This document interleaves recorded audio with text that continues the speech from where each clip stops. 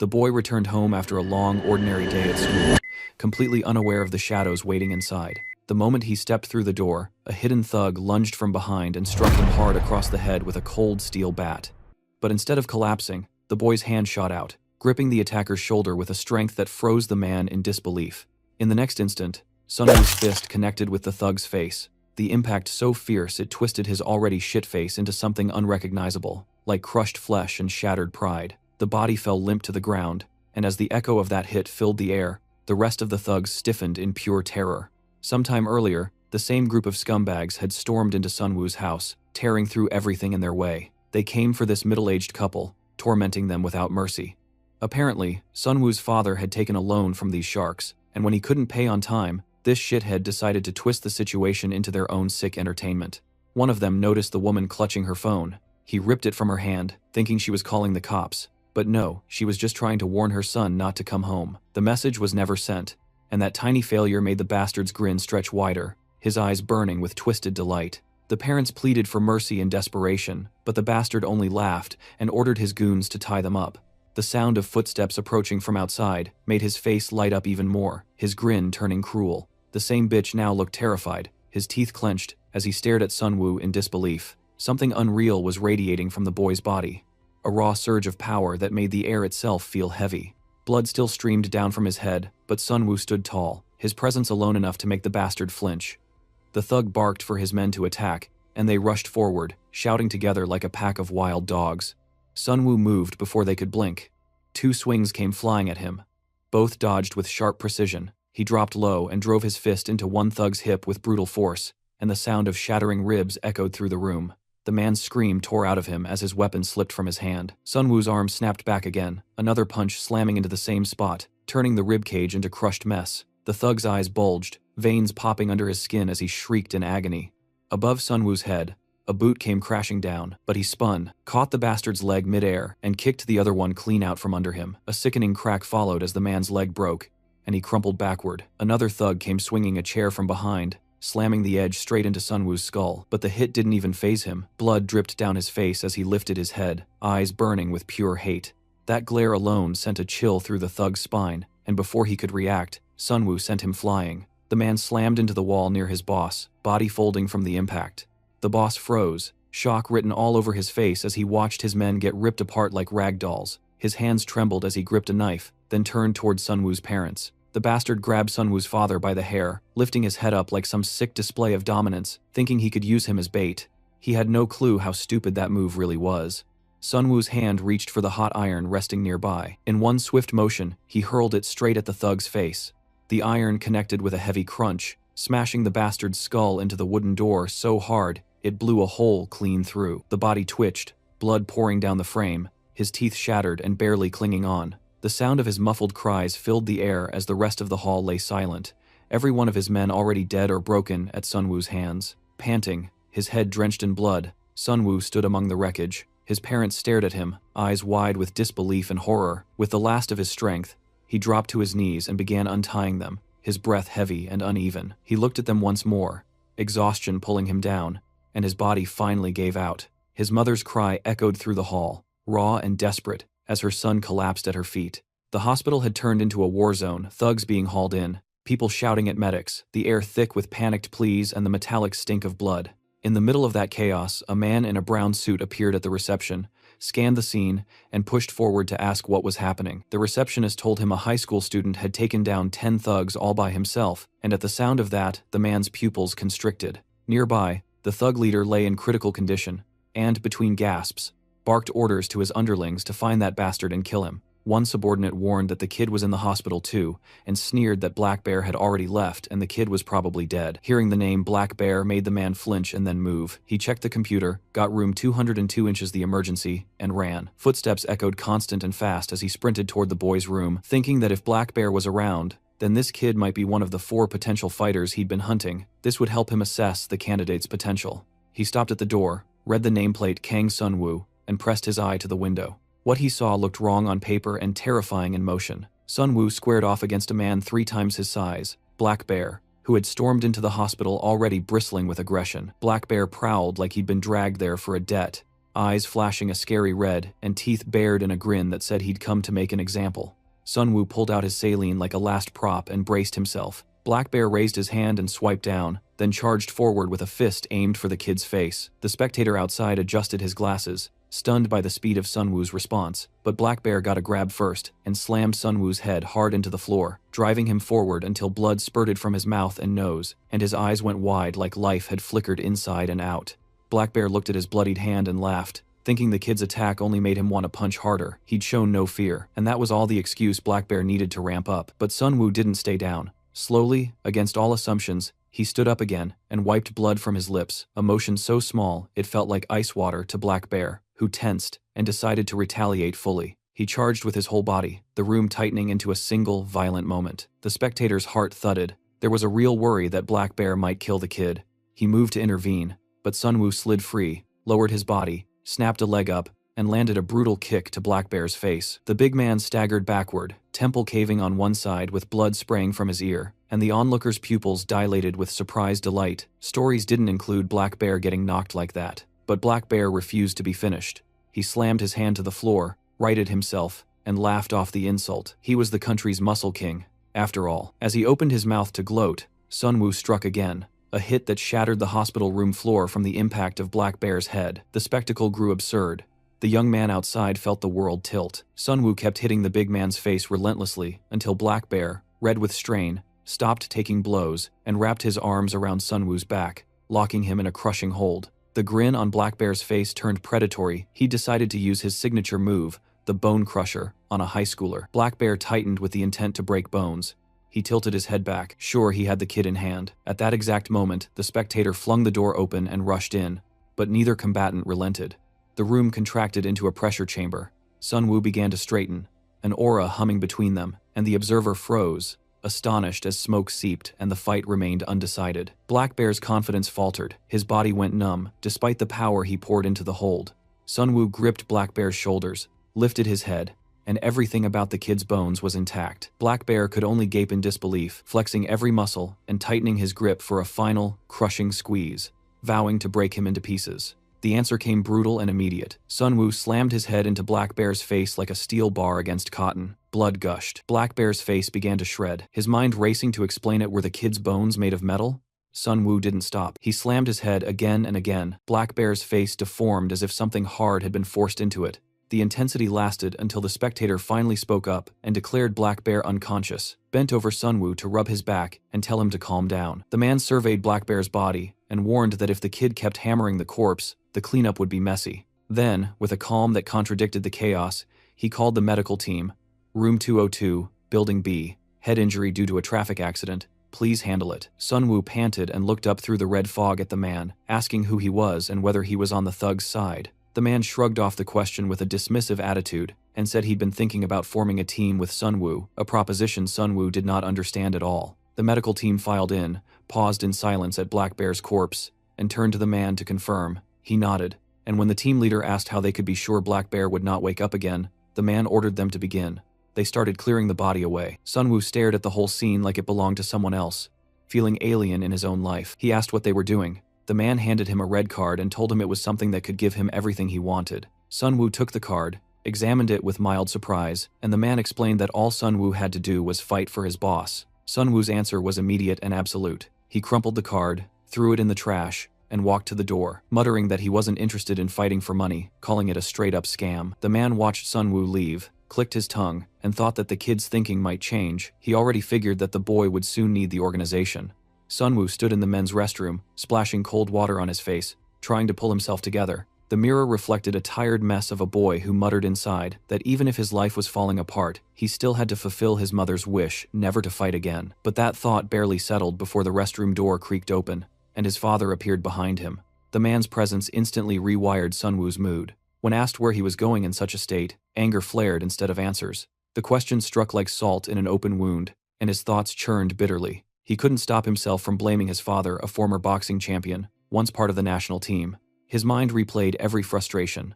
A father who brought home nothing but debt, too proud to work in some rundown gym, even when his mother was sick in bed. But his father said nothing in return, just silence heavy and cold before leaving the restroom, telling him to stay in the hospital. That single line left Sunwoo simmering with resentment, cursing under his breath as the silence closed in around him.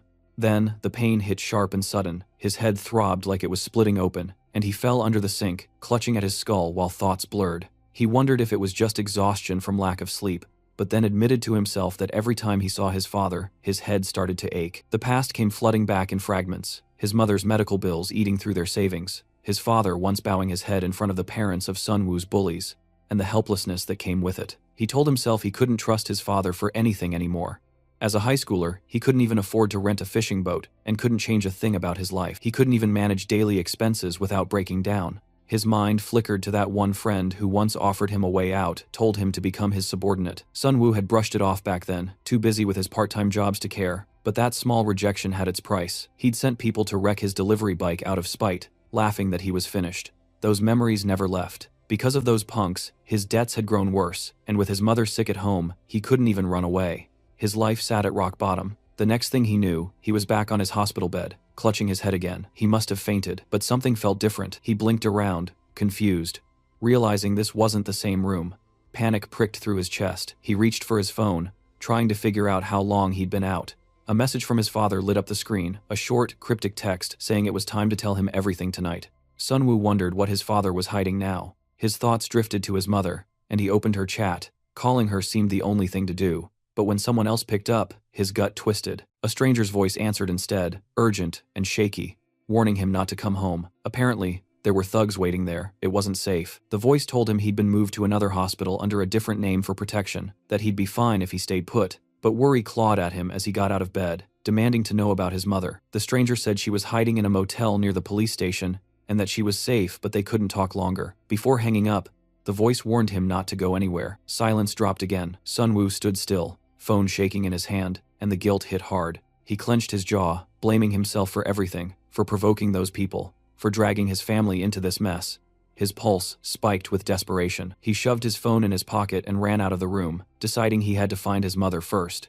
Just then, his phone buzzed again, another call, his father's number. He answered, expecting him, but a completely different man's voice came through, informing him that his father had fallen and was unconscious. The words froze him. His father had apparently fallen from a high place while working and was now in critical condition, with broken limbs and severe blood loss. Soon after, Sunwoo found himself standing beside a hospital bed again, this time with his father lying there fully bandaged, the rhythmic sound of a respirator filling the room. The doctor's words still echoed in his mind. The surgery was dangerous. The cost alone was 100 million won, and recovery would take years of expensive treatment and rehab. Just thinking about it made his throat tighten until tears rolled down his face.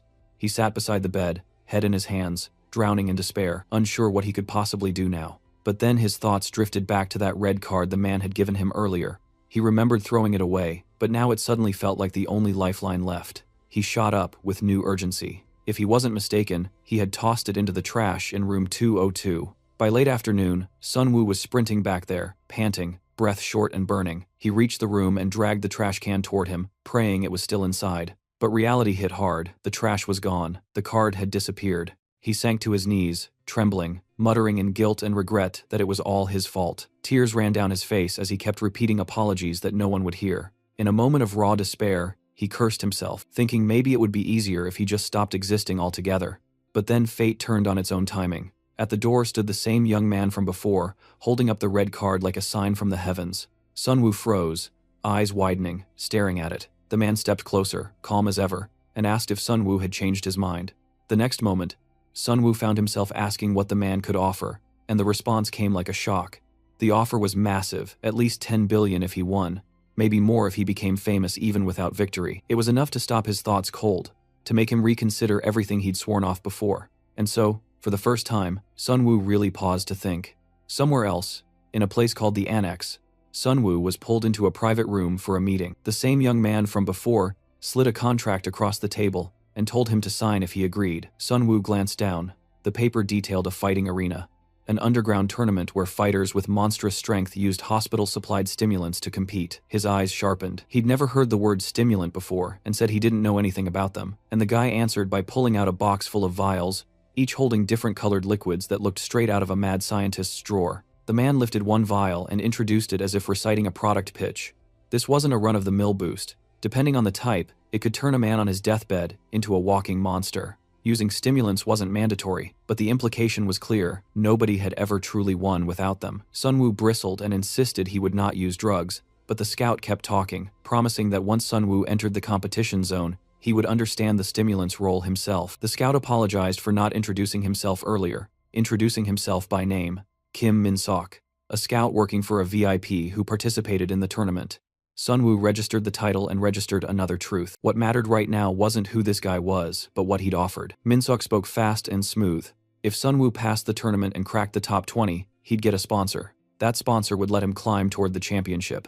It was packaged like a ladder: fight, win, get sponsored, win more. Sunwoo pushed back with the only thing he trusted: money. He wanted the cash now, but Min-sok set a condition: payment came only during the tournament. Sunwoo slammed the table and lost his composure, furious at the idea of doing all the work for no upfront help. The outburst only made Min-sok lean in, colder now, and he played the one card that cut deep. He knew Sunwoo needed money for surgery and to keep his family safe. When Min-sok offered to cover the parents' safety, surgery, treatment, and even deal with debt collectors as long as Sunwoo fought for his boss, the world tilted. Sunwoo's phone buzzed at that exact moment. It was his mother on the line, and her voice, shaky and relieved, told him that his father's bill had been paid and that bodyguards had shown up. Min-sok had already prepared a safe hall for him to rest in, which left Sunwoo with no real choice. He told his mother to obey whoever was there and to wait, and then he hung up, frozen and expressionless. After wrestling with himself for a moment, Sunwoo asked the one question that mattered: how much for 10 billion won? Min-sok smirked and knocked the figure down to a benchmark. Depending on how much money people bet on him, the payout could multiply, even reaching 15 billion. Sunwoo repeated the numbers in his head, incredulous. Min-sok then delivered a harsher reality. Fighters paid steep prices, many became disabled, some lost their lives, and only about 10% of past participants walked away unscathed. He pointed to the signature box on the contract and explained how they would fake everything. The hospital existed as a perfect cover to create alibis. Record a fake camera clip, buy a registered item under your name, manufacture illness or side effects, anything to hide the truth. If Sunwoo reported them to police, they would just declare him a drug addict yelling about an underground tournament. Min-sok straightened and set the choice clearly in front of Sunwoo. It was entirely his decision, but most people took days to think. Sunwoo didn't. He placed his hand on the contract and signed, face dark and sinister, the weight of it sinking in like concrete. Min-sok's mouth curved into a calculating smile. The trap had been set. A nurse suddenly appeared behind Sunwoo with the speed of someone who'd been staging this all along. Before he could react, she injected him with something. Sunwoo shoved at the nurse, tried to resist, but it was too late. Dizziness crawled over his vision, colors bleeding at the edges, and Min-sok's voice blurred into a single syllable. It's only anesthesia to move you to the competition area. The last clear thing Sunwoo heard was the condition laid out as if it were a simple rule. His parents' safety and medical bills would be covered only as long as he participated in the tournament, and he had to make sure to win and solve every problem. In a deep sleep, Sunwoo slowly began to wake, his body heavy and his thoughts hazy. For a moment, he wondered if he was dead. His tired eyes opened gradually, and the first thing he saw was a member of the medical team standing nearby. Confused, he tried to figure out where they were taking him. He noticed they were pushing his bed into a dark area that didn't look like part of a normal hospital. When he asked where they were going, the man beside him only told him to stay quiet, saying they would arrive soon. Then, glancing down at Sunwoo, he told that this place was nothing but a hellhole. The scene then shifted to the tall building of Hosen Corporation. Inside, at a neatly arranged office, Cha Yun-woo, the vice president, sat at his desk. He looked at a photo placed before him, deep in thought, uncertain about the idea of using a high school student as a representative fighter. Even if that student had defeated Black Bear, it still sounded unrealistic. Across from him, Min-seok, wearing his usual calm expression and glasses, assured him that the plan made sense. He explained that the more ridiculous it looked, the better. If they wanted the vice president, who was obsessed with fighting arenas and high-stakes matches, to join the gamble, they had to make the setup look weak enough for him to underestimate it. Yeonwoo still seemed unsure, asking if they could really win with just a high schooler. Min-seok continued, saying they had tested Kang Sunwoo's bones after his last move, and the results were beyond imagination. His face showed a strange excitement as he ran a hand through his hair, visibly thrilled. Yeonwoo stared at him, taken aback by his reaction and unsure what exactly Min-seok meant by those words. Meanwhile, Sunwoo slowly opened his eyes. The first thing he saw was a strange young man standing over him, about to step on his head. Realizing what was happening, he quickly sat up, startled, only to have a guard immediately point a gun at him. The young man backed away with his hands raised, laughing as if it were a joke. Above them, a drone hovered silently, its camera adjusting and zooming in towards Sunwoo's face before reporting that the player was fully confirmed awake. Confused, Sunwoo looked around, unsure where he was or why he was wearing such a strange uniform. Before he could gather his thoughts, the drone announced that the first random match was about to begin. He had no time to prepare, as a machine rose up in front of him, revealing a syringe on a small shelf. The screen displayed that this was the stimulant test round, where each player would be given a random stimulant to enhance a physical ability. The VIPs watching were already placing bets, their cameras flashing red lights as the match officially started. Across from him, his opponent grabbed the syringe instantly. Sunwoo, on the other hand, hesitated. He thought about his promise never to fight again, and especially not to use drugs. But before he could make a move, the opponent had already injected the entire contents of the syringe into his veins. His body began to tremble violently, muscles tightening, veins pulsing, and his expression twisting into a manic grin.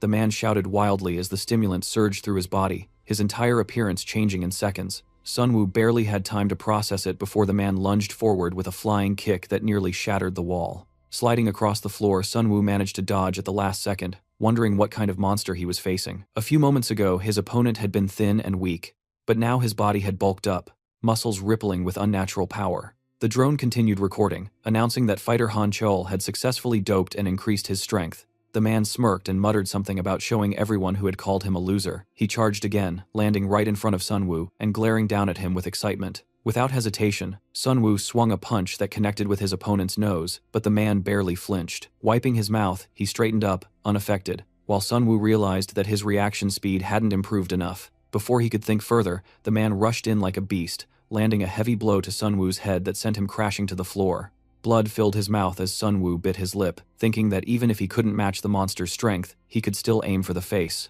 Supporting himself on one hand, he kicked back hard, but the man countered with a brutal headbutt that sent Sunwoo flying again. His back hit the ground hard as he coughed up blood. The man laughed, gripping Sunwoo's leg and lifting him into the air, saying that brute force was all he needed. Then he slammed Sunwoo onto the floor with such strength that the tiles cracked under the impact. Blood poured from Sunwoo's face as the man laughed uncontrollably, preparing to crush him again. Jumping high into the air, he came down with a heavy stomp that pinned Sunwoo's chest to the ground. Dust and debris scattered from the force, and the man laughed even harder, enjoying the sound of ribs breaking. The scene shifts in the past. Min Seok had once told the vice president that after testing Kang Sunwoo's body against Black Bear's attack, the results were unbelievable. His bones were 10 times harder than a normal person's, which amazes him. Back in the arena, that truth showed itself again. Sunwoo, despite the impact, moved, blood dripping from his head but his eyes sharp. He grabbed the man's leg and twisted it, flipping his body backward to kick him squarely in the face. The man tried to grab him again, but Sunwoo had already anticipated it, pulling back quickly and rotating his body to avoid his reach. His movements were faster, more calculated. His opponent was growing exhausted, panting and stumbling, his stamina fading with every exchange. Sunwoo could tell the stimulant's effect was wearing off. He steadied himself, ready to counter. Moving lightly on his feet, he dodged every attack and found openings to strike the man's face again and again. Each hit landed cleanly until his opponent started to falter, dazed from the repeated blows. Sensing his chance, Sunwoo pulled his elbow back to deliver a final strike, but before he could, the man suddenly lunged and trapped Sunwoo's arm, tightening his grip with a mocking grin. The man gloated that Sunwoo had been too excited to notice the setup, but Sunwoo wasn't done. Using his opponent's grip as support, he pushed his entire body upward, spinning and kicking him directly in the face. The man couldn't defend himself in time, his teeth shattered, and he was sent flying backward, blood gushing from his mouth. As he hit the ground, he struggled to understand what had happened. Weakly lifting his head, he looked toward the shelf and spotted the leftover syringe, the one our MC hadn't used. Crawling desperately, he reached for it and stabbed it into his neck, injecting another dose of stimulant. His eyes turned blood red as his body convulsed. The drone immediately reported successful use of an endurance stimulant. He roared and charged, slamming his back into Sunwoo's stomach, making him cough blood and collapse. Lifting him up again, he screamed in fury and threw him down with brutal force. The impact left Sunwoo nearly unconscious as the drone moved closer to assess the condition, only for the crazed fighter to shove it away, yelling incoherently. He staggered toward Sunwoo, placing both hands on his throat, tightening his grip until Sunwoo could barely breathe. The man muttered that this was what insects like him deserved, squeezing harder with a twisted grin. As Sunwoo's vision blurred, a single thought flashed through his fading consciousness: his father. Then, a sharp splatter of blood broke through the chaos. But the blood wasn't our boy, it his opponent, who died on spot. The drone, steady again, scanned the scene and reported that the match was over due to the death of one player. Watching through the monitor, Yeonwoo questioned what had happened. while Min-seok explained that it was an overdose. He adjusted his glasses and stated that the survival rate for taking 2 stimulants was below 5%. He further analyzed that the fighter had succeeded with a strength enhancer, but died after injecting the endurance stimulant. Yeon-woo admitted that Sun-woo had been lucky, but Min-seok disagreed, saying it might not be luck at all. He mentioned that Sun-woo's body was far from normal bones that couldn't be broken, even in a place full of monsters. He explained that stimulants could enhance almost anything: muscles, hormones, physical limits, but not bones, which meant there was something special about him. Yeon-woo decided to see how effective that would be once Sun-woo entered the main round. Min-seok replied that since Sun-woo had passed the stimulant testing round, he would first receive treatment before joining the others. On the monitor, the medical team carried Sun-woo's limp body toward the treatment room. His eyes, half open, still flickered with faint awareness as he was placed on an examination bed. Sitting quietly, he stared at the floor without a word. The scene of his opponent dying replayed over and over in his mind, the memory of almost dying himself still fresh. He thought of his father lying bandaged in the hospital and clenched his jaw. In his heart, he reminded himself that he was the only one who could save his father and mother. When the MC raised his head, he saw the drone hovering in front of him, its camera pointed straight at his face. It immediately announced that all players who had passed the match should now proceed to the lobby. The medical staff nearby explained that, from this point on, the machine would answer all his questions, and as long as he stayed with it, he would be fine. They warned him not to do anything reckless, since the drones were all armed with lethal weapons. Our boy quietly followed the drone toward a metallic door. As it slid open, he found himself stepping out of the same cave he had been thrown into earlier. His mind was filled with questions. He stared at the surroundings, an underground system that looked more like a prison than an arena. The realization hit him that this place was built to ensure no one could escape. Following the drone further, he muttered under his breath, frustrated that he couldn't contact his mother. He told himself that at least they had promised his parents safety. He would have to survive no matter what. This tournament wasn't anything like he had imagined. Outside, people thought he was some terrifying monster. But here, even random strangers looked like beasts. The thought of the earlier fight still made his body tense.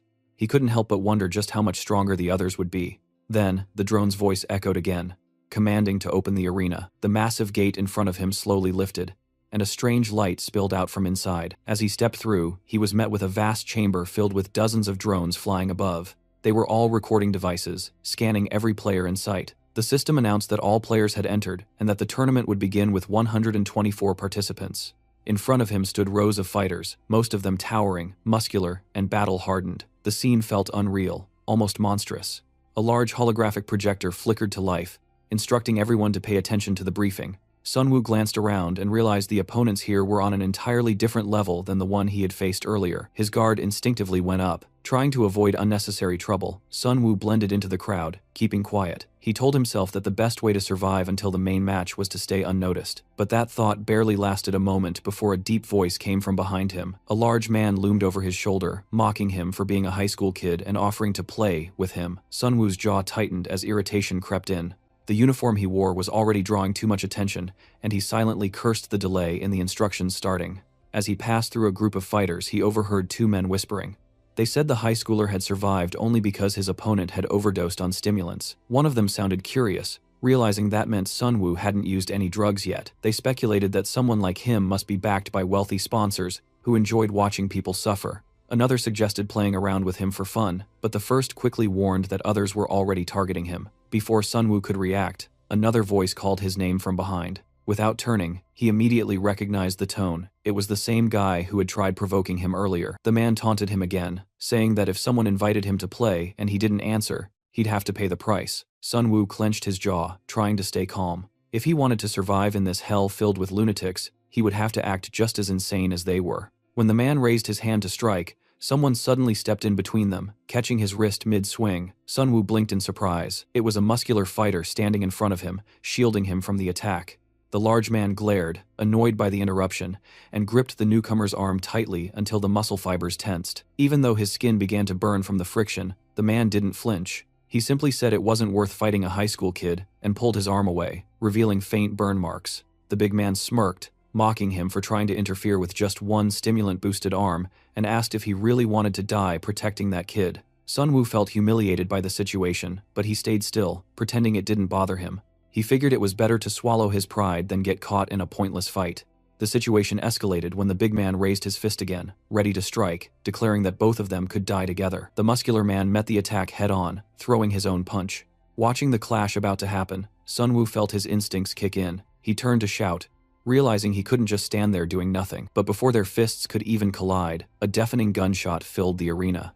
Blood splattered across the ground as the big man fell lifelessly. The drone, its barrel still smoking, had fired multiple shots to the buffed guy's skull. The machine's voice echoed flatly, announcing that any player who caused conflict outside of a designated match would be executed immediately. All the surrounding drones turned their guns toward the fallen body as a warning.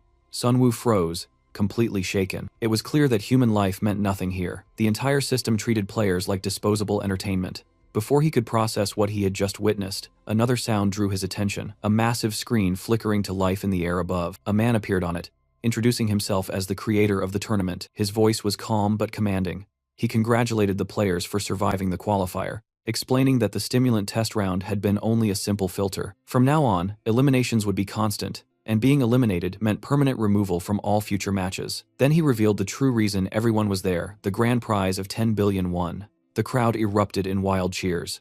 Sunwoo, however, remained silent. To him, the money only represented one thing: his father's surgery and his family's chance at living normally again. He clenched his fists, determination settling in. The creator continued that only one winner would receive the full amount, but reaching the top 16 would also earn a fighter 5% of the total VIP bets. The number of VIP spectators was then shown, causing several players to shout in excitement and vow to claim the rewards. He explained further that each participant would have a personal drone channel that streamed their every move to VIP viewers. The more attention they received, the more money they would earn. The system encouraged them to stand out, to perform, to entertain, to survive. Afterward, the players were told they could now select their private rooms, and anyone with questions could rely on their assigned drones for guidance.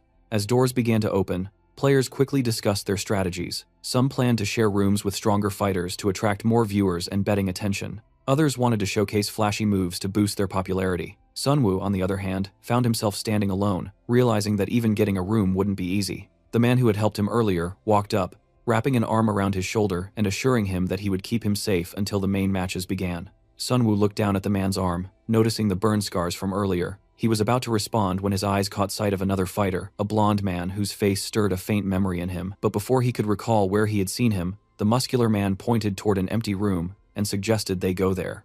Still unsure of the man's intentions but unwilling to argue, Sunwoo hesitated. The thought of sharing a space in this place made him uneasy, yet danger surrounded him no matter where he went. Seeing his hesitation, the man turned back and asked why he was standing still. Sunwoo quietly agreed and followed. As the two walked together toward their assigned room, whispers filled the air. Some players mocked them, saying their view count would be the lowest. Others bragged that they would instead stay near top-ranking fighters to boost their exposure. Many still believed that pairing with a weakling would only drag them down. Inside, one of the rooms that looked more like the entrance to hell, the atmosphere was just as dangerous as its appearance. The fighters inside were huge, muscular, and radiated hostility. Among them, a blonde-haired boy walked in, noticeably smaller in size, but carrying an air that made everyone pause. He quietly closed the door behind him, then pointed toward a spot in the corner, saying that it looked good for him. The others exchanged uncertain looks until he ordered them to move aside. His bold tone left them stunned. One of the men, clearly offended, stood up with a mocking grin. He warned that the cameras hadn't even started recording yet, and this kid was already asking for trouble. The man raised his hand high, laughing as he prepared to swing. But before he could move another inch, the blonde boy stepped forward with frightening speed. Using just 2 fingers, he struck the man's neck vein. Blood instantly gushed out as the large fighter's body twisted before collapsing to the ground lifeless. The sudden and clean kill froze everyone else in the room. The boy glanced at them calmly, asking if anyone else had something to say. No one responded. The rest stood stiff and silent, like frightened rabbits. Satisfied, he told them to stay quiet, then casually licked the blood off his fingers, muttering that the person he really wanted to fight was someone else. This is a 19-year-old boy, Han Min-soo. The next morning, far away from that grim room, a sleek car sped along the highway. Inside, Min-seok was driving, while his boss sat in the back seat. Min-seok reported that there was intelligence suggesting the vice president would be teaming up again with Choi Ma-chun, the former champion of the previous season. Yeon-woo, already irritated, muttered that it was an obvious choice, though their only option this time was a high school student. Min-seok then mentioned that if Kang Sunwoo could make it into the top 16, he would undergo another round of stimulant testing. Confidently, he explained that with Sunwoo's unique body, the effects would likely be extraordinary. His bones, already 10 times denser than an average person's, would react stronger than anyone else's. His expression shifted as he realized what that meant. If Sunwoo takes stimulants in the next phase, something beyond human limits might be born. Yeonwoo clicked his tongue, commenting that competing for strong fighters was becoming a nuisance, though he admitted he didn't want other organizations to get their hands on him. Min-seok, however, remained relaxed. He assured his boss that it wasn't a concern for now since the 5-person room Sunwoo had joined had the lowest viewership in the entire stimulant test round. That detail made Yeonwoo look even more surprised. As their car crossed the bridge, the scene shifted back to the underground arena, where Sunwoo was being led to his assigned team room. The man walking with him explained a few basics about the team setup. He pointed out that getting noticed here would be difficult since the audience only cared about fighters who were expected to win. Then he gestured toward a woman in the corner and introduced her. She was Amanda Groch, 23 years old, skilled in jiu-jitsu, but not considered a strong contender. Next, he pointed at a short man standing nearby, a blonde named Kim Minho, 25 years old, trained in boxing. Finally, his gaze turned toward a strange-looking man, muttering to himself while trying to touch his elbow with his tongue. He introduced him as Menon, 28 years old. Menon didn't even notice the introduction, and kept mumbling the same phrase repeatedly, asking for help while stretching awkwardly. Just then, a group of drones flew into the room, their lights flickering as recording began. The man looked at one of them and noted that the guidance machine was now live. He explained that the more attention they attracted, the more money they would earn. To demonstrate, he suddenly leaped forward and balanced his entire body on one arm before starting a set of push-ups, moving rhythmically. Sunwoo scratched his head, unimpressed by the display. When he looked toward Amanda, she stood up silently and pointed her finger at the floor. With a sudden jab, she pierced through the surface, leaving Sunwoo wide-eyed. Then she lifted her entire body off the ground, balancing solely on that one finger. It was beyond impressive, even compared to the old man's feat earlier. Sunwoo stared in disbelief, trying to process what he was seeing. Meanwhile, Minho took a ready stance, saying that only fools showed off their strength. Sunwoo's curiosity grew as Minho dashed to the far end of the room in the blink of an eye before instantly returning to his spot. His movements were so fast that Sunwoo barely registered them. Minho kept repeating the motion, each time faster than before, leaving Sunwoo silently amazed by his speed. On the other side, Menon kept muttering nonsense, his throat tightening as he choked on his own breath while still trying to reach his elbow. Sunwoo stood there sweating, realizing that this room was filled with all sorts of strange people, strength junkies, speed maniacs, and total weirdos. He began to regret his decision to join this group, unsure what any of their goals were or how he was supposed to survive among them. Before he could think further, the door suddenly slammed shut. A large screen flickered to life, displaying the tournament brackets. The 124 fighters had been divided into their respective rounds. Sunwoo looked up at the chart and froze. When he saw his next opponent, it was a fighter named Kai. Elsewhere, inside a high-rise office, Yeonwoo leaned back in his chair while watching the updated tournament listings. He asked Min-seok if that Kai fellow was truly as strong as rumored. Min-seok adjusted his glasses and confirmed that Kai had never lost a match. He explained that Kai specialized in a martial art known as Lethwei, a form even more brutal than Muay Thai. Yeonwoo looked intrigued, recalling that Muay Thai already allowed dangerous strikes like elbows and knees. Min-seok clarified that Lethwei went far beyond that. Fighters in Lethwei didn't wear gloves and were allowed to use headbutts, targeting the opponent's face and skull with the forehead, the hardest bone in the human body, making it lethally effective. That was precisely why it was banned in most tournaments. He continued, saying that Lethwei also permitted attacks on the back of the neck and spine, often leaving victims permanently disabled or dead. It was the most savage form of combat known. Kai is a 28-year-old martial artist who had fought not only professionally but also for various underground organizations. Regular fighting circles no longer satisfied him, so he had sought out the most dangerous fighters he could find,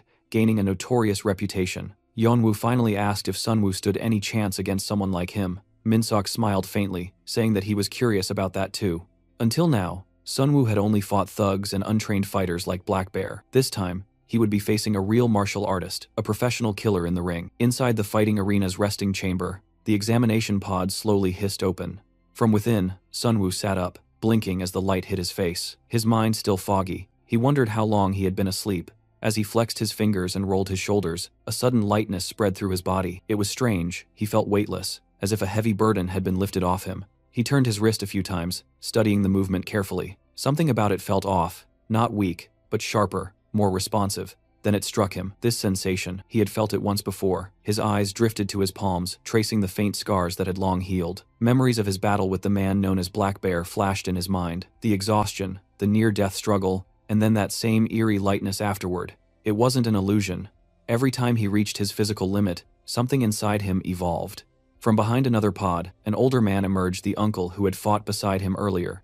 Seeing Sunwoo awake, he looked mildly surprised, though his expression remained composed. He ran a hand across his recently healed arm, flexing it once, and then gave a small smile. His tone carried the weight of experience as he explained that when muscles are pushed beyond their limit and recover without lasting damage, they naturally rebuild stronger than before. Sunwoo stared at him silently, processing his words. The man continued, mentioning that he was sure Sunwoo had never pushed himself that far before. Inside, Sunwoo agreed the battle with Black Bear had truly forced him past every boundary, farther than he had ever gone. Without realizing it, he had reached a point of transformation. The uncle's gaze then shifted to Sunwoo's body, noting how quickly his wounds had healed.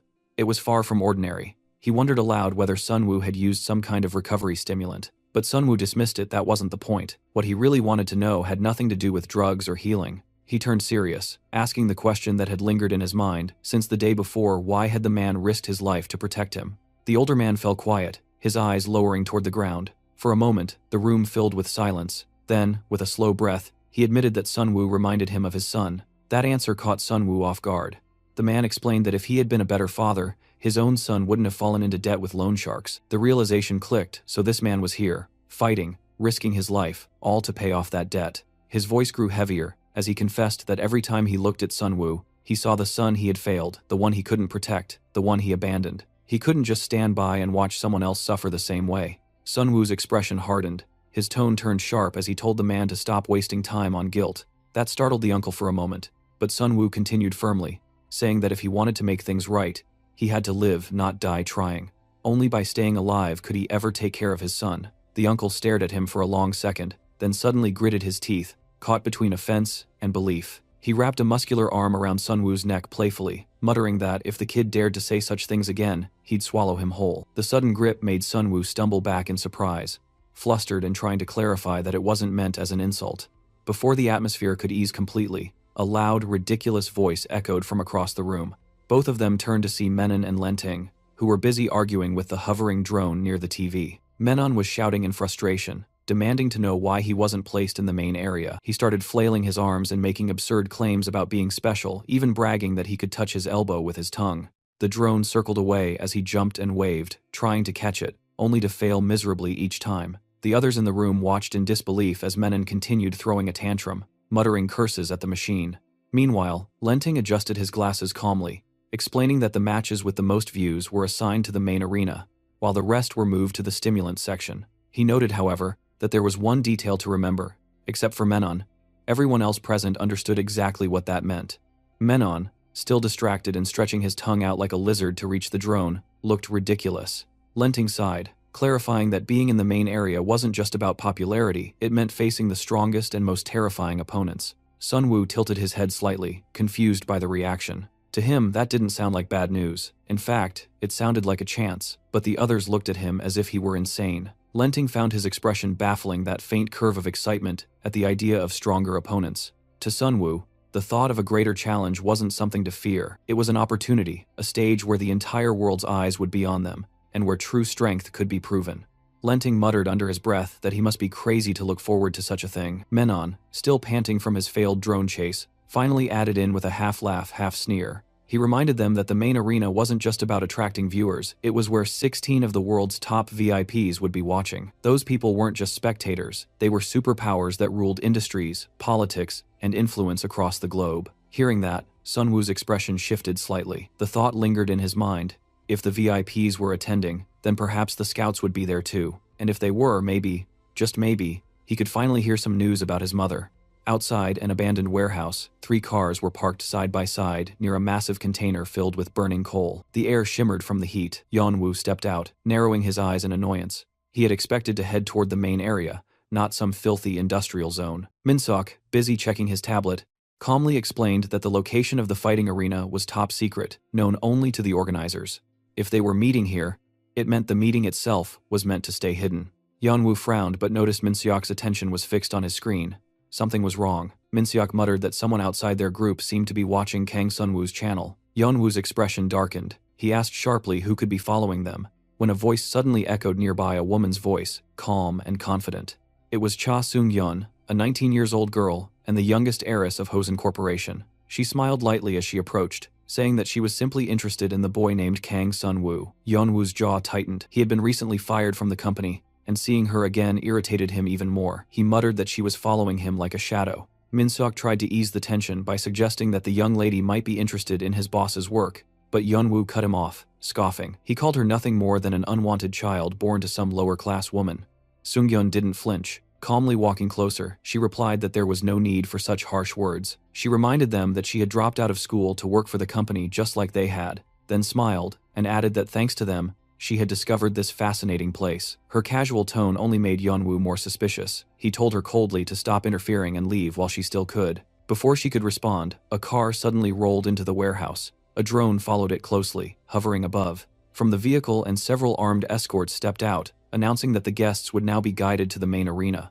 A short while later, Sungyeon was told to remove her blindfold. When she did, the brightness of the scene before her made her squint. A massive transparent window stretched before her, revealing a vast underground arena below. The floor gleamed under bright lights, and the air vibrated faintly with sound. A bodyguard beside her explained that the structure beneath them was the fighting arena, and that the director had arrived in one of the 16 VIP rooms. Sungyeon's lips curved into a confident smile as she muttered that this new playground would be interesting. Across from her, Yeonwoo sat inside one of the viewing rooms, spinning slowly in his chair while observing the setup. He admitted that the place was much larger and more advanced than he had imagined. Min-seok, still glued to his tablet, added that according to the schedule, once the current match finished, the next fight, Room 10, where Kang Sunwoo was assigned, would begin. Suddenly, a loud crash echoed from below, making Yeonwoo flinch. On the large monitor in front of them, the view switched to another match. Han Min-soo was slamming a much larger opponent into the wall so hard that the entire section cracked. Yeonwoo's eyes widened in disbelief. Min-seok identified him immediately, explaining that the fighter was Han Min-soo, a boy the same age as Kang Sunwoo. Yeonwoo muttered in surprise that he was still a high schooler, but Min-seok clarified that he had already dropped out. The thought that two such powerful young fighters came from the same place made Yeonwoo uneasy. Moments later, the drone hovering above announced that the matches in rooms 9 and 20 had concluded. The next round, featuring rooms 10 and 3, was now beginning. As the door opened, Sunwoo and his teammates entered the arena. They immediately noticed the cracked floor, signs of the brutal fight that had taken place moments before. The old man on Sunwoo's team muttered that this round would be fierce. The drone declared that contestants from room 10 not yet scheduled to fight should remain on standby. Minho was the first to step forward, taking a deep breath to steady himself. The drone then confirmed that those who had completed their matches could leave the arena. Han Min-soo, already victorious, walked toward the exit. Just before leaving, he flicked his hair back casually, a movement Minho quietly noticed. Watching closely, the old man whispered that he hoped Minho would stay calm and not feel pressured. But suddenly, something whizzed past, striking the wall beside Sunwoo. He turned sharply, eyes wide, realizing that a stone had just pierced the surface with terrifying speed. Wondering where it came from, Minho's gaze narrowed as he replayed the moment in his head. He had seen it. Min-soo's flick had not been random. The guy had thrown the rock faster than the eye could follow. Minho clenched his jaw, realizing the connection. He thought to himself that even a small rock could cause that much damage at such velocity. Before he could dwell on it, Min-soo turned and looked straight at him. His tone was sharp, calling out Minho's arrogance. Minho replied casually, but Min-soo's glare only hardened. He said that arrogance came with a price, and suddenly took a defensive stance, hands raised and body tense. Everyone in the room froze as the tension spiked. Amanda whispered that nothing ever happened without reason. She and the old man exchanged glances, startled as she added that skilled fighters could sense even the faintest trace of killing intent. Min-soo, after holding Minho's gaze for a moment, simply walked past him and left through the main door. Minho stood there, clenching his fists, uneasy and frustrated. The brief encounter left him shaken. He muttered under his breath that Min-soo wasn't human. He was a predator waiting for the right moment to strike. Before he could settle down, another voice broke the silence. A towering 31-year-old wrestler named Pice stood a few steps away, his massive frame casting a shadow across the room. Meanwhile, in one of the upper observation rooms, Hotel King President Yu Zian-go watched with a glass of wine in hand. He complained about the poor match quality, asking why such reckless fighters had been chosen. His butler, standing nearby, explained that wrestlers were exceptionally dangerous opponents. Their techniques could crush bones and suffocate enemies with sheer body weight. Once caught in a wrestler's grip, most fighters couldn't escape. Yuseon glanced back at the monitor as Pice stepped forward, preparing to fight. His muscles bulged under the arena lights, while Minho, much smaller in comparison, took a calm boxing stance. The drone hovering above announced the start of the match between Kim Minho and Pice. The wrestler spread his arms wide in a ready stance, sneering at Minho's posture. He charged in confidently, mocking that punches would never work against him. But before he could even complete his sentence, Minho's fist connected with his eye. A spray of blood followed as Pais stumbled backward, clutching his face in pain. In just 1 second of match, his left eye was gone. Minho exhaled sharply, lowering his hand. His middle finger, slightly bent forward, he had used it like a natural blade. Pais tried to calm himself, muttering that he could still fight with one eye. Minho gave his opponent no time to recover, his movements turning sharp, fluid, and unpredictable as he darted across the arena with relentless precision, refusing to slow down even for a breath. Pais's remaining eye widened in disbelief as he struggled to track those fast motions. Without hesitation, Minho shifted direction mid-step, feinting to the right before slamming a powerful punch straight into the center of Pais's face, making blood spray across the air. As the man growled in anger and swung violently, Minho instantly ducked beneath his reach, sliding out of danger before counterattacking with several precise hits aimed at his body's vital points, each strike landing harder than the last until Pais staggered, barely able to stay balanced. His vision blurred rapidly,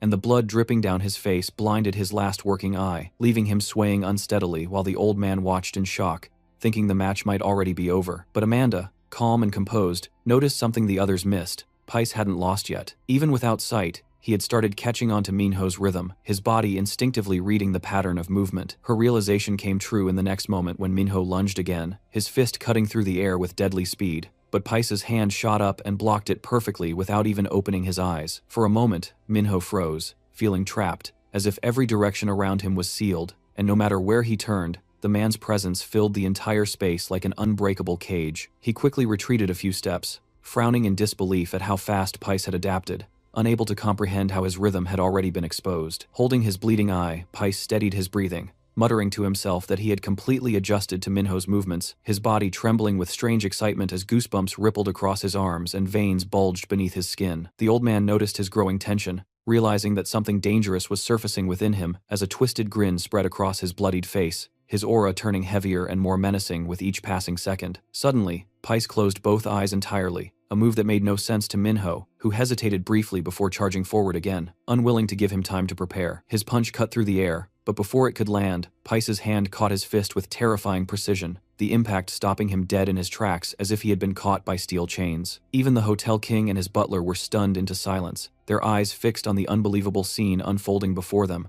while Minho's body stiffened, realizing he was trapped. He tried to move sideways to escape, but Pais's other arm stretched to the exact spot he was about to shift into, anticipating his every move as if reading his mind. The next instant, Minho's entire body was lifted into the air like a rag doll before being slammed down brutally, the shockwave from the impact splitting cracks across the arena floor. The old man shouted in disbelief, watching the dust rise as the crowd gasped in shock, unable to believe the sheer power behind Pais's throw. Usion's expression turned from awe to excitement, intrigued by how Pais's reflexes seemed even sharper than before despite being blinded, while the butler calmly concluded that the man had awakened his primal fighting instincts. Minho coughed blood violently, his jaw trembling as he tried to breathe, but Peace stood above him with a bloody smile, thanking him mockingly for awakening that new power. Yet before his arrogance could settle, Minho reacted in a sudden blur, raising his arm and driving his fist directly into Pais's last functioning eye. The result was immediate. A violent burst of blood exploded from Pais's face as he screamed and stumbled backward,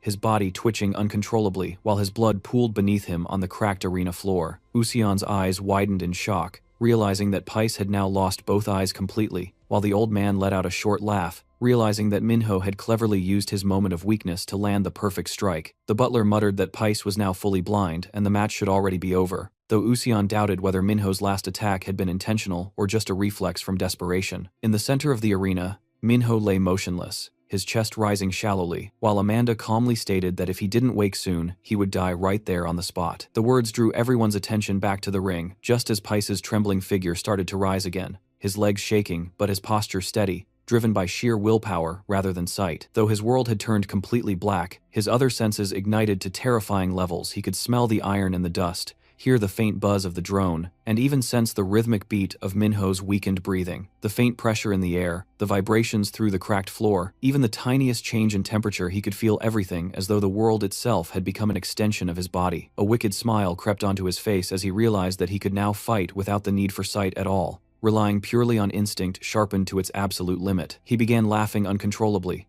overcome by the madness and thrill of this newfound power, promising to return the favor to the one who had made him like this. Without hesitation, he leapt high into the air, aiming to crush Minho completely. In Minho's half-conscious state, his body wouldn't respond. It felt like he was sinking underwater. Faint voices echoed in his mind, memories of his brother, revenge, and the day he was invited to the tournament by the organization. He remembered the red card, the promise to find his brother's killer, and the voice calling for help. Back in the present, Pais's massive form descended like a meteor, his elbow striking down, but Minho suddenly opened his eyes. Time seemed to slow. He realized that Pais wasn't moving slower, it was him who had become faster. As the attack hit the ground, Minho had already moved, dodging the fatal blow by inches.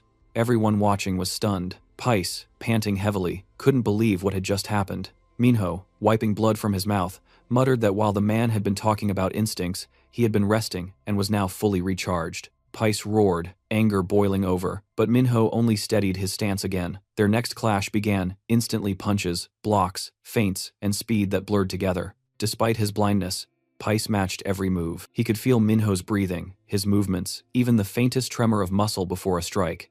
Minho, realizing brute speed alone wouldn't work, decided to push himself to the limit. Gathering all his strength, he darted forward like a flash of light, aiming for a finishing blow. But before he could land it, he suddenly froze. His body stiffened as an illusion filled his vision. He saw his neck snapping under Pais's imaginary grip. His momentum broke, and he collapsed to the ground in confusion.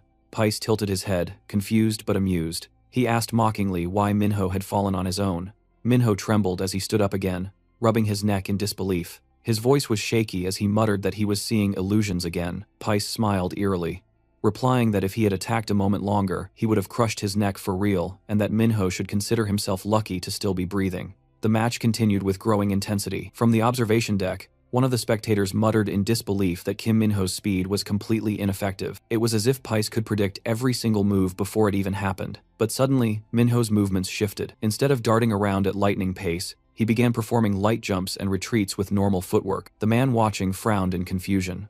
Minho continued circling his opponent, moving in and out as if testing him, muttering internally about his limited options. If he kept attacking with ordinary speed, there was no way he could win. Then, he finally struck again. The moment Old Man tried to warn him to stop, Minho's fist connected cleanly with his face. No block, no counter. Before Pais could grab him, Minho swiftly pulled back and widened the distance. Pais's eyes went wide. He couldn't understand it. The attack had landed cleanly before he even reacted. Minho suddenly burst into motion, running around him in a tight circle so fast that it looked like he was trapping Pais inside an invisible cage. He refused to stop, his movements relentless. Though exhaustion weighed on his body, he continued to push himself, forcing Pais to lose track of his rhythm. The old man, observing from the side, placed a hand on his forehead, deeply concerned. He couldn't understand why Minho was wasting his energy on such erratic movements. If he was already low on stamina, such excessive fakes would only drain him faster. But that effort was not in vain. Minho's next strike connected once more, hitting Pais square in the face. Another blow followed, leaving the larger man reeling. With his balance broken, Pais stumbled, and Minho capitalized immediately, landing a rapid series of punches, each one drawing more blood than the last. The old man stared in disbelief. The attacks were actually working. He couldn't comprehend how those fake movements made a difference, but Amanda, quietly analyzing, explained that the fake moves were precisely why Minho's attacks were effective. She elaborated that, since Pais had lost his vision, his brain unconsciously relied only on raw sensory input. Direct attacks were easier for him to predict, but Minho's unpredictable rhythm and false steps created confusion within those same enhanced senses. By making Pais think he could still see the attacks, Minho was deceiving his brain into misjudging distance and timing. Amanda continued observing, noting that Pais's newly heightened senses from the stimulant weren't fully synchronized yet. Minho, understanding this weakness, used fast, misleading body movements to overwhelm his opponent's brain. Within such a short time, he had already mastered how much Pais could sense and react to, and was exploiting that knowledge flawlessly. Minho's movements became smoother, his footwork constant and fluid. He ducked low, then launched a strong uppercut that smashed into Pais's chin, snapping his jaw upward and pressing his teeth together. In the VIP room above, Hotel King Yusion slammed his glass down in frustration, shouting that this couldn't be real, that he was watching his player lose to a kid. His butler calmly countered that it wasn't over yet, urging him to look closer at wrestler's face. Pais's grin was twisted and strange. Suddenly, he roared that he had caught Minho, wrapping his huge arms around the smaller fighter and lifting him off the ground. Laughing wildly, he shouted his victory, then slammed Minho backward with full force.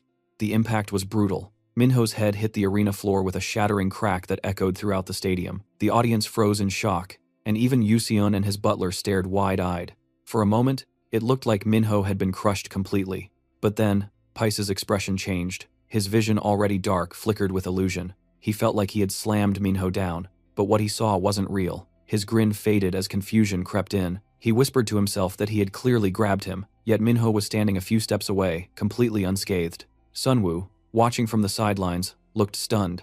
Why had Pais just thrown himself to the ground like that? Amanda calmly explained that Minho had been targeting Pais's brain the entire time. Each impact on his head caused his brain to shake slightly. The repeated shocks disrupted his sensory coordination, making his mind temporarily unable to distinguish reality from illusion. She said that in that brief window of distortion, Pais's senses had turned against him, making him believe he had captured Minho when he hadn't even touched him. Sunwoo was speechless. The strategy was incredible. He had never imagined Minho had such tactical precision. For the first time, he wondered if Minho might actually be stronger than him. Down below, Pais's entire body trembled violently. His vision was gone, his body was faltering, and disbelief filled his voice. He muttered weakly that Minho hadn't even used any stimulants. How could his natural senses surpass his own enhanced ones? He clenched his fists, frustrated, calling it unfair, before collapsing face first to the ground. The drone immediately descended to scan his condition, the camera focusing on his face. After a few seconds, it confirmed that Pais was no longer able to continue. The announcement echoed through the arena, declaring the winner of match Kim Minho. Minho let out a deep exhale, his chest heaving as the cheers erupted from the stands. Even those who had doubted him were now shouting in support. But in the VIP lounge, Yuseon slammed his hand on the table, furious that his fighter had lost. Minho eventually dropped to his knees, still panting, whispering silently to himself, calling out to his brother in his thoughts. Meanwhile, in another observation room above, Sungyeon watched the entire fight replay on the screen. She leaned back in her chair, murmuring that this wasn't a human battle anymore. Her bodyguard beside her nodded, saying that this place was far more than an arena. He explained that it was a hidden world, where corporations fulfilled their deepest desires, from power and money to influence, and even discreet assassinations masked as competition. Everything here was orchestrated with precision, drugs, manipulation, and deception, all hidden behind entertainment. He added that for these powerful people, this was paradise, a place where the elite could satisfy every twisted ambition. Sungyeon finally understood why her third brother was so desperate to defeat their eldest here. Her bodyguard continued, saying that her brother must have chosen his fighter carefully, someone who knew this place inside out. Sungyeon's eyes sharpened as she muttered that they'd soon find out just how talented that fighter really was in the next round. Moments later, preparations began for the upcoming main match. This time, the spotlight turned to Kang Sunwoo. Inside the monitoring room, technicians replayed data logs while a man entered to report to the ward director that all 16 VVIPs had arrived at the hospital wing for observation. The director turned from his desk, asking if the reports were ready. The man nodded, and explained that they had successfully observed secondary stimulation effects in the latest batch of sensory enhancement drugs. The short-term side effects had dropped by 20%, but the regenerative effect they aimed for still hadn't shown up.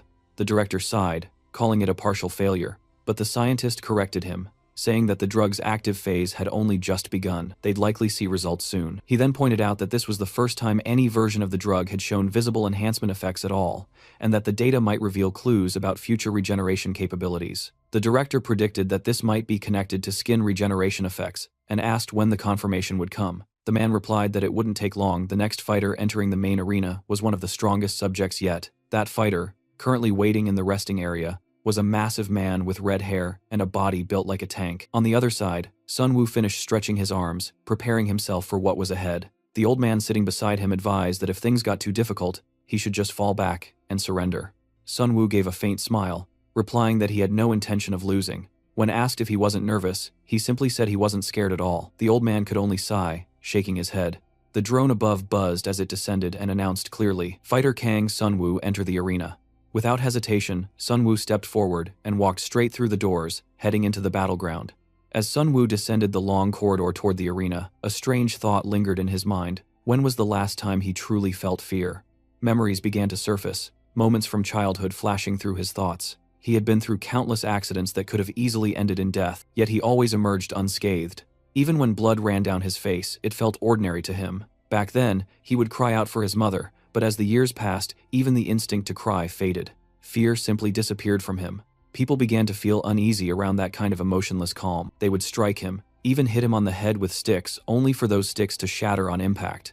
While his head bled, he felt no pain, and ironically, the ones trying to hurt him became the ones afraid. Now, as he stepped closer to the battlefield, there was only one thing left to worry about: his family's safety. The opponent in front of him didn't matter anymore. Across the arena, the other fighter entered, and the two faced each other as drones hovered around, recording every moment.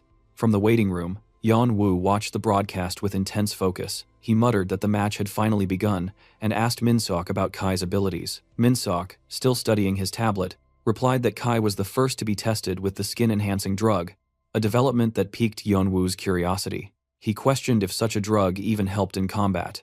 Min-seok replied that it did, and in fact, it made an enormous difference. Kai's skin had been toughened to such an extreme that normal human attacks couldn't even leave a mark. He added that just by touching Kai, an opponent's skin could tear, and their muscles could rip apart. Yan Wu grew uneasy. He muttered that the VIPs would surely be betting everything on someone like Kai. With a serious tone, he asked if it even made sense to bet on Kang Sun-woo against such an opponent. Min-seok refreshed the data. The numbers confirmed it. Nearly every single bet was placed on Kai. The difference was overwhelming. But then he froze. His tablet displayed an unexpected entry. Someone had just placed a massive bet, 100 million won, on Kang Sun-woo. Yan Wu stared in disbelief, demanding to know who would take such a risk.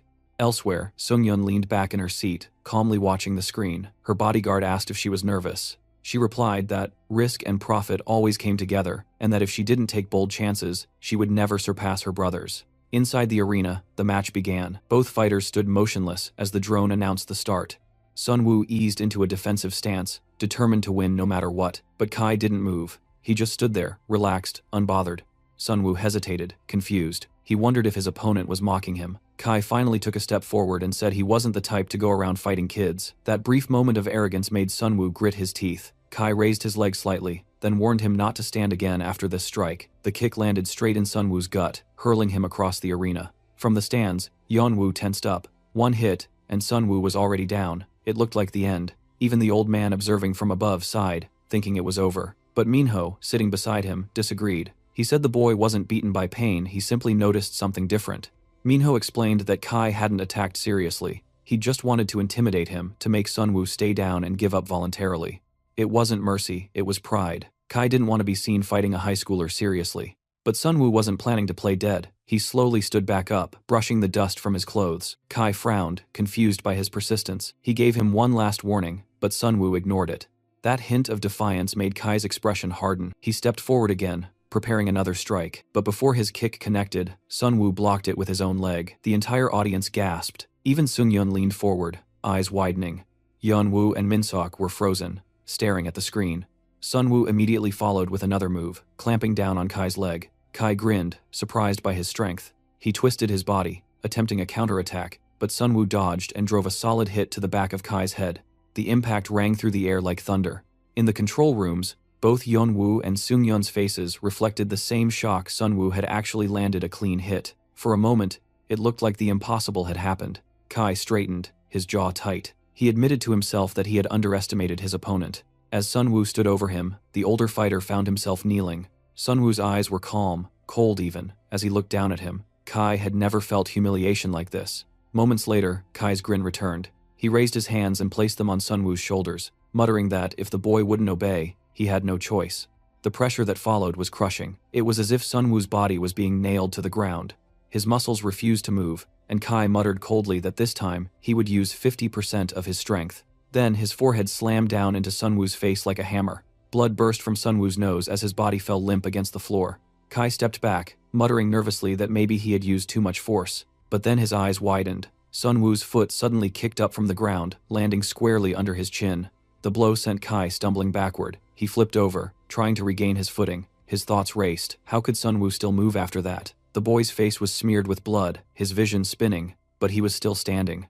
Kai gathered his focus again, powering his next strike. His punch tore through the air, ripping open Sun-woo's shirt and leaving a trail of blood across his chest. The old man watching clenched his fists anxiously. Even a glancing hit from Kai could be fatal. Kai didn't stop. He lifted his knee and slammed it into Sun-woo's stomach, sending more blood flying. Then, without pause, he drove his elbow downward toward the boy's head. The impact echoed sharply through the arena, followed by a haunting silence. Sun-woo lay still on the ground, blood pooling beneath him. The old man in the stands couldn't bear to watch, but Minho exhaled quietly, saying that it wasn't over yet. Kai stood over Sun-woo's motionless body, staring in disbelief. Something about the scene didn't add up. He realized his final blow hadn't actually landed on the back of Sun-woo's head, it had hit the floor instead. He muttered that the boy must have twisted at the last moment. Even he couldn't understand it. Then, to his shock, Sunwoo began to move. He pushed himself up from the blood-soaked floor, his head completely unharmed. Yeonwoo and the others in the viewing rooms froze in disbelief. Kai could only watch as Sunwoo steadied himself again. His body trembled, but his eyes were sharp and unyielding. The older fighter told him to stop pushing himself, to just surrender. But Sunwoo only growled that the noise was irritating. Then he lifted his fists again and took a stance. Kai accepted the challenge, spreading his arms open in arrogance. He told Sunwoo to strike wherever he pleased, confident that none of it would matter. Sunwoo narrowed his eyes. If his opponent wanted to underestimate him, that would work to his advantage. Kai's mind wandered as he stared at the young fighter. He recalled his own path, years of brutal matches, countless victories, and endless bloodshed. He had fought assassins, gangsters, and underground champions. To him, this was no different. Another fight, another body. He had always believed that only battles risking life itself defined a true fighter. Sunwoo charged, his fist slamming into Kai's stomach with explosive force. The ground cracked under the pressure, but Kai didn't move an inch. He smirked, saying the attack was useless. For a brief second, he seemed unbeatable.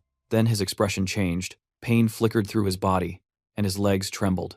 Before he could react, Sunwoo punched again, harder this time. The shock was enough to push him backward. Kai was completely stunned. He didn't understand what had just happened. As Sunwoo continued his assault, Kai quickly raised his arm to defend, retaliating with sharp counterpunches that sliced across Sunwoo's chest.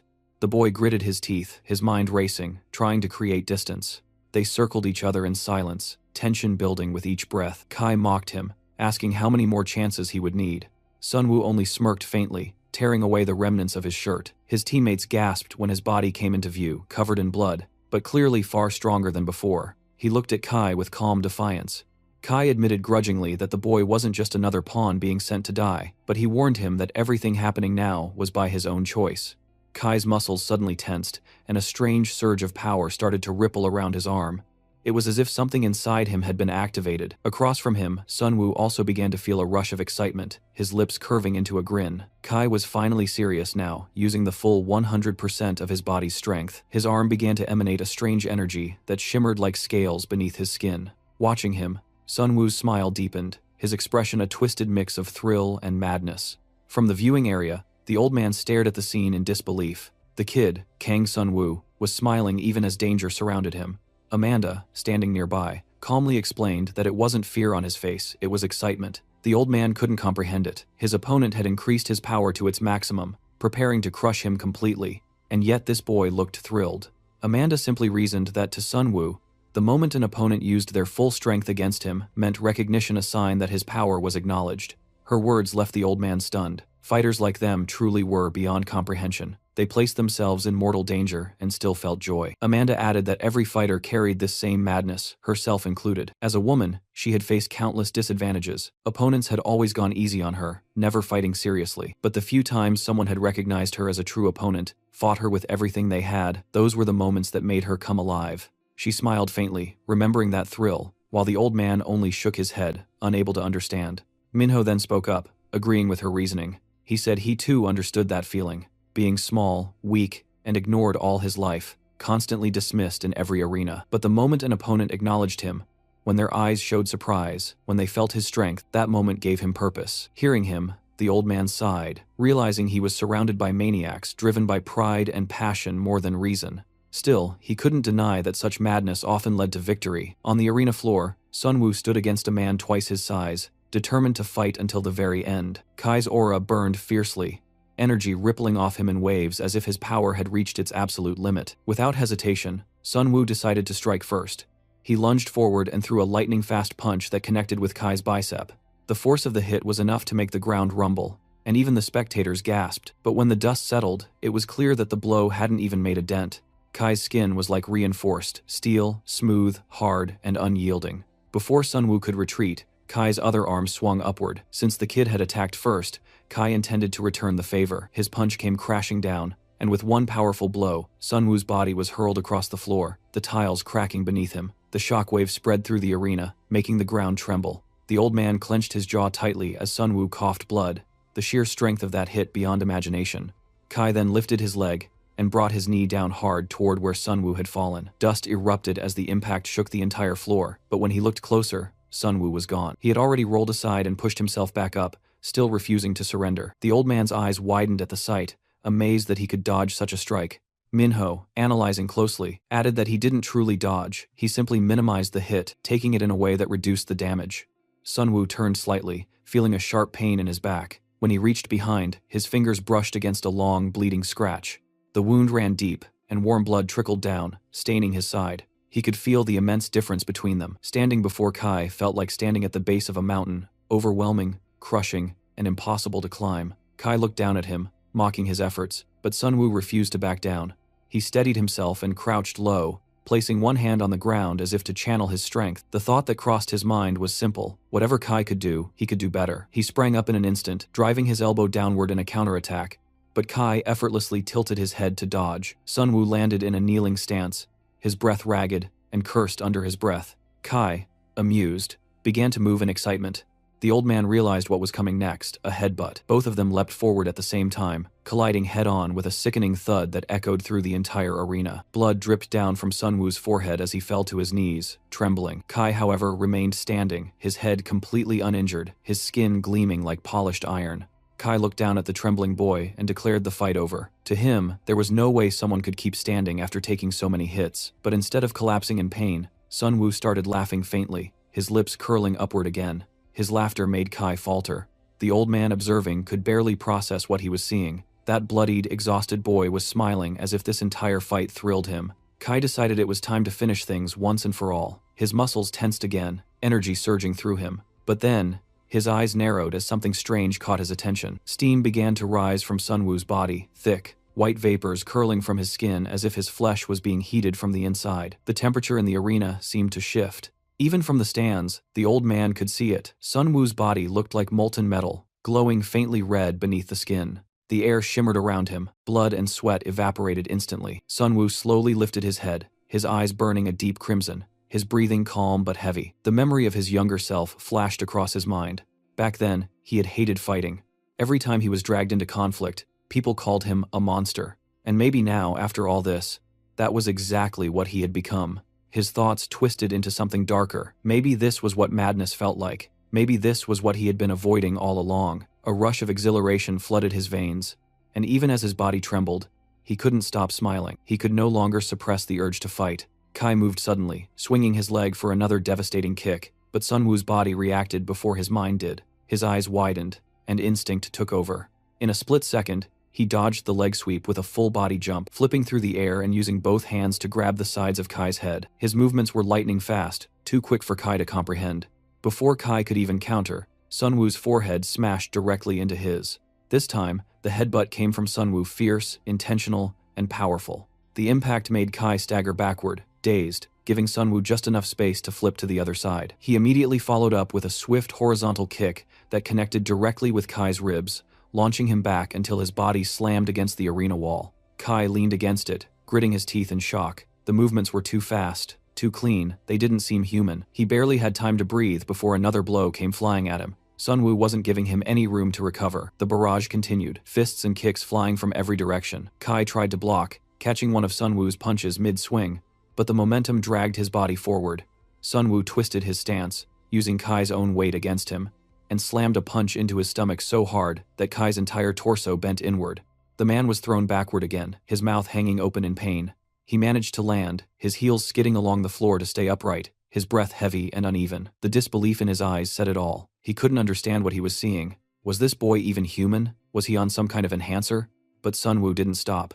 Despite his dizziness, he charged again, continuing his assault. Kai managed to grab one of his arms and kicked back in retaliation, but Sunwoo twisted his body, flipping behind him, and hit him several more times in the face, chest, and side. Kai's movements grew sluggish, his balance fading as frustration boiled inside him. The next moment, Sunwoo's fist came flying again, smashing straight into Kai's face with raw power. Blood splattered across the floor, and Kai's body went tumbling backward, sliding across the ground, leaving a long trail of blood. Half of his body dragged across the floor, leaving the surface scratched and soaked in red. From the stands, the old man stared, unable to speak.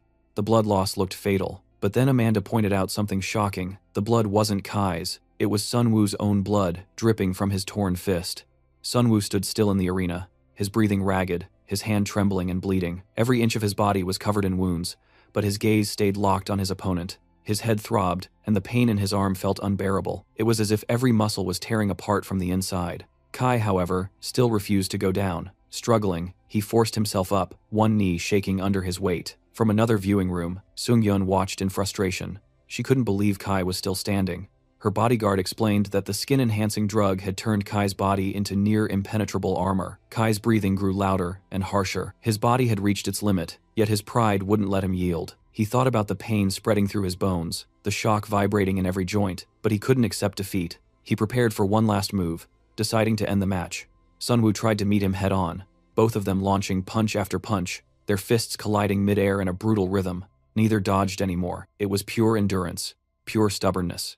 Each punch hit like steel, striking steel. Sunwoo couldn't even feel his own fists anymore. His nerves were deadened by the pain, his vision blurred, his body swayed. Yet he didn't stop. Kai, on the other hand, began to lose sensation in his arms. His knuckles were numb, and every blow felt weaker than the last. Panic started to fill his mind. In desperation, Kai searched for an opening. Then he saw a small gap in Sunwoo's stance. He lowered his stance, raised his leg, and swung a devastating low kick toward Sunwoo's thigh. The impact was brutal. Sunwoo's body shook violently, his eyes flashing with pain as he struggled to stay upright. Kai quickly followed up with another attack, aiming for the shin. The sound that came next was sickening. Flesh tore, and a chunk of Sunwoo's skin was ripped open. The old man in the stands flinched, covering his mouth, horrified by the sound. Sunwoo stumbled and dropped to one knee. He stared at his torn leg, blood pouring out, muscles exposed. His thoughts raced, his body was failing him. He couldn't move. As he lifted his gaze, Kai was already preparing another kick, shouting that this next one would finish it. But before his foot could connect, a sharp cracking noise echoed through the arena. Kai froze mid-motion. His leg, the one he'd just used, had snapped in half. He fell immediately, his body collapsing awkwardly as pain tore through him. Using his arm to break the fall, he pressed against the floor, but the impact shattered his forearm too. For a few seconds, Kai's mind went blank. He couldn't comprehend what had happened. The pain was overwhelming. The audience was in complete silence. The entire arena stood still, frozen by the shocking reversal. Kai's face pressed against the ground, his body trembling and broken. In the control room, Yeonwoo and his assistant could only stare in disbelief. Seung-yeon, on the other hand, smiled faintly, proud of the outcome. Back on the floor, Sunwoo slowly forced himself up. His breathing was uneven, but his eyes were steady. Yeonwoo murmured in awe, realizing the scale of what he had just witnessed. Min-seok calmly analyzed that Kai's body, though seemingly unharmed from the outside, had taken enormous internal damage. The tight, impenetrable muscles had backfired, absorbing and amplifying the shock instead of dispersing it. Now, every joint, every limb, every bone in Kai's body had shattered from the accumulated impact. The drones descended, scanning the unconscious fighter. The system announced that Kai was unable to continue, and the victory officially went to contestant Kang Sunwoo. At that moment, Sunwoo lifted his face toward the lights, panting hard, then let out a loud, victorious scream that echoed across the arena. The old man, who had been speechless since the beginning, muttered that no ordinary human could endure such punishment. Minho, watching quietly, concluded that Kang Sunwoo was definitely hiding something deeper than anyone could imagine. Finally, Sunwoo's body loosened up, the adrenaline drained away, and he fell backward, lying flat on the cold floor. Despite the exhaustion, a faint smile appeared on his blood-stained face. In his heart, one thought echoed his mother. He silently told her to wait for him a little longer. From the security control room, the director watched every second of the fight. Recognizing Sunwoo's potential, he immediately asked his staff to confirm whether the boy had used any stimulants. The medic replied that, according to the records, Kang Sunwoo hadn't used any. The director nodded slowly, already forming a plan. Once the first round ended, they would conduct a physical test to confirm it. But before that, he ordered something else, a background investigation. With a cold glint in his eye, the director gave his command. They were to find everything about the boy's past, and most importantly, locate his parents.